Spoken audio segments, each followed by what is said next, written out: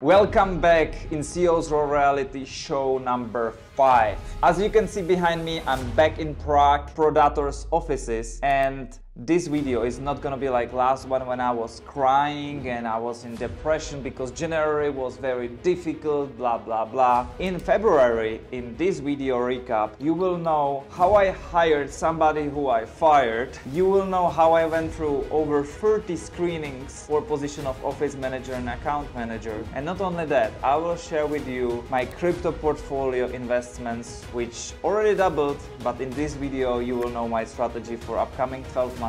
Don't worry, it's not gonna be my first rodeo, but I'm open to share if you are open to listen. CEO's Raw Reality Show.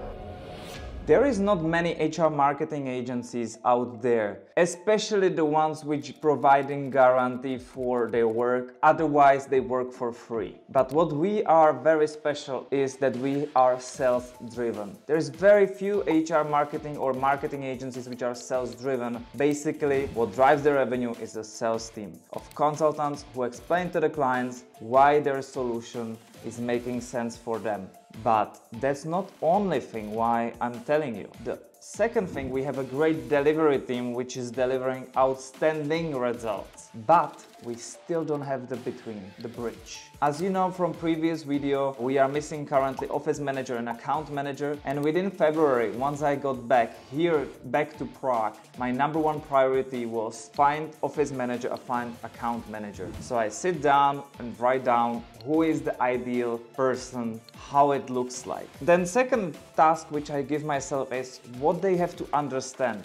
Who are they? And one of the things which come out of it, they have to have background from B2B, which is business to business, and they should have experience to understand that when clients say something doesn't mean that it's gonna come out as a truth. So that was one of the key components, and the reason why we want an office manager and account manager is they can cover the work if one of them going to the vacation, and secondly, they are able to cover each other work, and we are not depending on one person, and if they go, then all the know-how goes as well. So I started doing screening calls because I don't have a time to have 2-3 interviews a day. And over the phone, within 15 minutes, I was able to understand if the person is the right or not. So for office manager or account manager, we had a little bit different questions on the screening, but I will share with you some of the questions which I asked. One of them was, hey, how you prioritizing your tasks if there is unexpected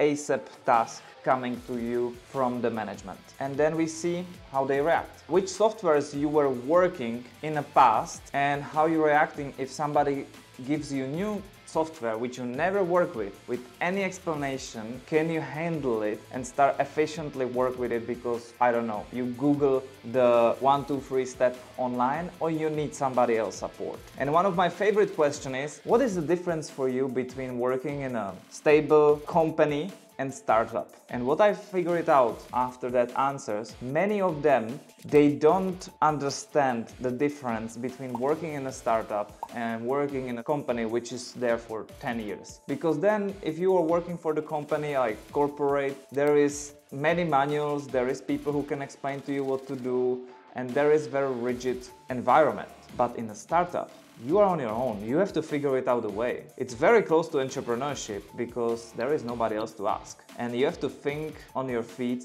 very fast on your own. So that's for the office manager. For account manager, we had a little bit more difficult tasks. That was like, hey, client is happy with our service, and after 3 months of cooperation, instead of having 9 hired electricians, they had only 6. And based on that, they asking for lowering the price for our campaign from 90,000 till 80,000. What would you react? And as you can imagine, the account manager is basically a sales position, and most of them you would expect, because they are from sales background more than 5 years, they would know how to answer. Unfortunately, 9 out of the 10, they don't know how to handle this question, which is the reason why the screening is so crucial, because you're saving your time to filtering through the army of candidates to only the ones which are different and special. Oh, I can see that some of you may be interested to know how to handle the objection. So how I would handle the objection, hey, I want to lower the price. One of the salespeople who is in our company answered it very well. It's like, yes, no problem.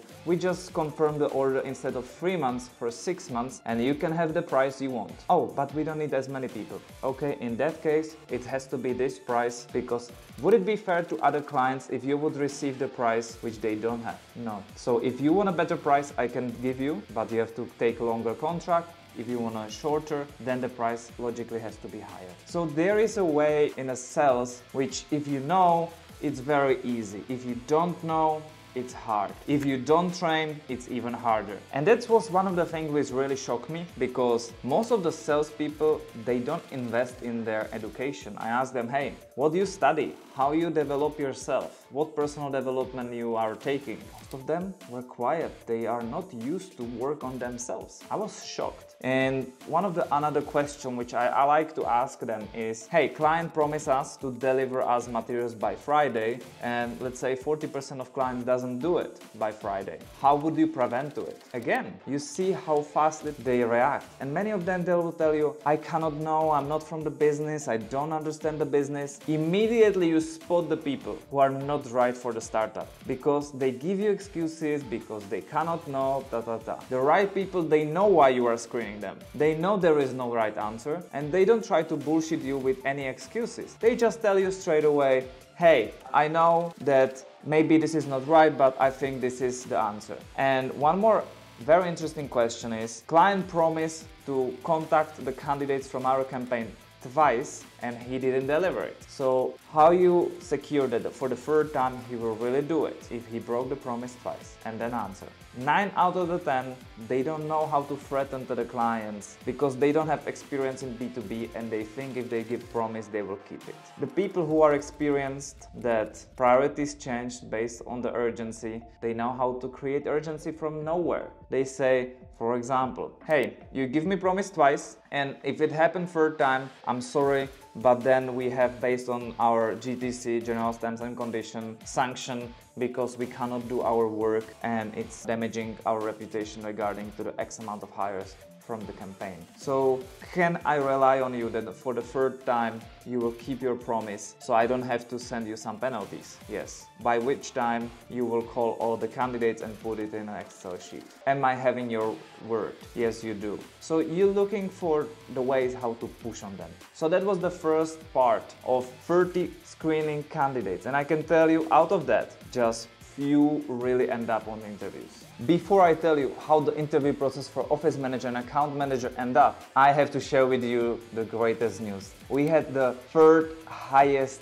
record sales month. We did over $130,000 in the new sales. And not only that, the best part is around 5 clients get back to us and wanted to start cooperation with us again, like a Siemens or Schaltag, or even big companies which are running airports, and they just pick up the phone call, get back to me. And one of the clients just called me. I tried to reach him for 5 days, no answer, like for a few months as well. And then he called me back and I'm like, hey, how are you? And he's like, yeah, I had a missed call from you, so I wanted to get back to you. I know this was not true, but I waited in the call, listened to it and expected what he has in mind. And after a while he said to me, yes, we start cooperation with your competition. Yes, it's not working efficiently. Are you open to start cooperation with us maybe again, because we have one big project coming? And this is about the market. Right now is beginning of the March and many companies are getting to the position where they have to look for different ways. And we are the first thing in their mind because we have better and better references in the market. So that was very positive, not to mention that we had the first campaign for doctors, which we never did. So I'm super pumped up. The companies for auto mechanics recommend each other, from BMW, Mercedes, or even big trucks. The HR is recommending each other Prodator method as the way how to hire mechanics, which not even staffing agencies hiring.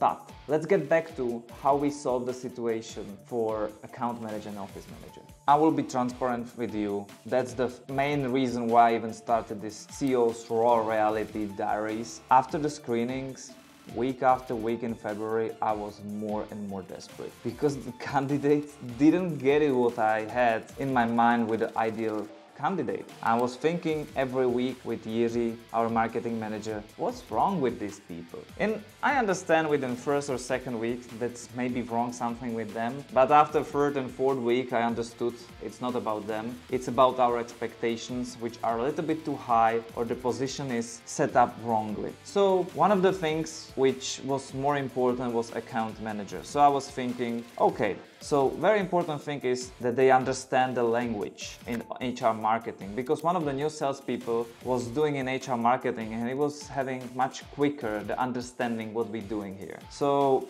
because I met regarding to giving me back the keys of the offices of one old salesperson. Actually, I fired him in the beginning of September last year, and I started talking to him, hey, how you doing? He said, yeah, I'm started in life insurance. I'm best sales rep there because after 1 year in the company of Prodator, I am there, the king, and yes, so I'm doing well. So our conversation started after 1 hour just to talking, hey, how is he? We end up with the question, hey, have you thought to come back? And his reaction surprised me because he said, yes, actually many times. So that's how we start conversation with Vojta, which cooperated with us over 1 year. So he went through the school of sales with me. He understood very well what we do, and he brought many interesting clients to us actually, even if I was the one who closed them. But without him, without opening, it would not be on the table in front of me. So we hired Vojta after the interview in Black Angels bar. Jiří Vojta. He went with interview, and one of the reasons actually why we hired him is growing agency debt, because the more time you don't have somebody for admin and account management, and I don't have full time to invest myself into it, Danilo doesn't have himself, and Jiří handling, for example, finding new offices, the agency debt start growing. And the company, even if it works more efficiently than in January, no kidding, the thing what is there is that you know it's not long-term well, because there are small things which will start piling up, and that's not good. So Vojta starting within this week, and what's really interesting is I'm looking forward how he will handle after 1 year in a sales, building a relationship and following up on the clients, because he knows he cannot trust the HR. He has to run to the decision maker and close some decisions with the people who are deciding about the budget. So I will update you within a month, because that's how much we have to be here, because within a month I'm gonna be back in Poland. I was not sure if I want to talk about crypto and Bitcoin in this channel and in this episode, but I decided first it got traction, and second, it's really the reason why we are in a business, earn money. And then what do you do with the money? Nobody's sharing it. So why not to share some of my insights? Because cryptocurrencies are one of the multiplicators of today's. And I got in a crypto in 2017. From that time, I'm still holding some parts of the Bitcoin, and I'm not touching it in the near future at all. But most important, I earned money in 2020 bull run. Then I lost half of it, and I got basically on the same money which I invested. But this bull run is different, because I invested in Bitcoin already around price 25,000, and I want to openly share with you that around 50,000 I exited and invested in a new portfolio of altcoins, because one of the biggest altcoins which earned me the most money previous bull market was Solana. So my portfolio currently, as you can see, is 63.6% is in Solana. The second biggest is around 20% Polygon, which has very interesting technology behind, and it within 1 or 2 months will go up even more. And then I have around 8% of IMX and 7.7% of AVAX. Now you can see what's my holdings, and if you are thinking about entering the market, I recommend you what I would recommend my younger self. Go in a Bitcoin and just hodl, maybe Ethereum, and don't get in the altcoins, because most of them will earn and you will not sell, and then it will go in a minus and you will lose most of your money. So if you check this time, I think Bitcoin is gonna be a winner because of the ETF, and I think it's gonna surpass the expectations of most people because the retail money are there from 2020, but the money of the institution is gonna come in from the banks and big investment funds, retiring funds. And if you just hold, you can easily get 2-3x just to have the exit strategy, which most people don't have. So the exit strategy means that you know on which price you're selling, what's the trigger, no matter what. So what is my strategy for next 12 months? Because everybody will think it's gonna go only up, and it's not. It's very simple. My first exit is gonna be in the end of the year. That's the first trigger. The second is the Bitcoin get to 140,000, and the third is the Solana get to $450. So one of these three will happen. I will take 40% of my current portfolio and take it out based on this trigger number one. Number two exit is 30-40% Bitcoin around 190,000, and the second date is 1st of April 2025 and Solana over 650.